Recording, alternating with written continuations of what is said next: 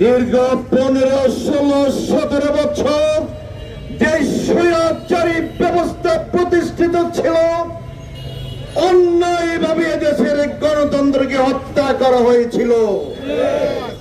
আমরা জানি আমাদের ছিল না ভোট দেওয়ার অধিকার থেকে আমাদেরকে বঞ্চিত করেছে যে স্বৈরাচারী শেখ হাসিনার সরকার। তারা এখনো ষড়যন্ত্র করছে, আমরা হুঁশিয়ার করে দিতে চাই।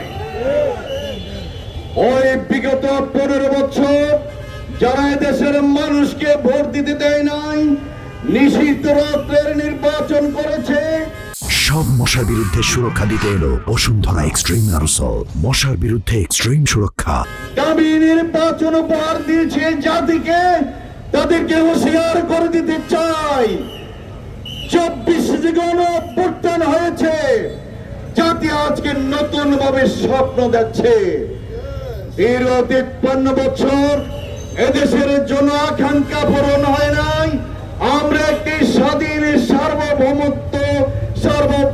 বাংলাদেশ চেয়েছিলাম, আমরা সমৃদ্ধ বাংলাদেশ চেয়েছিলাম, আমরা বৈষম্যহীন বাংলাদেশ চেয়েছিলাম।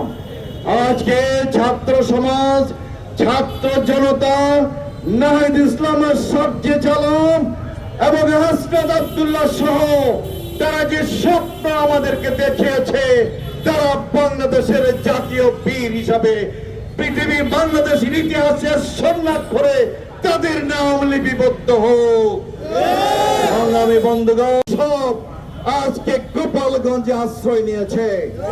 গোপালগঞ্জের সেই আশ্রয়দাতা এবং যারা আশ্রয় নিয়েছে তাদেরকে হুঁশিয়ার করে দিতে চাই, বাংলাদেশ আর ফ্যাসিবাদ মুক্ত হয়েছে।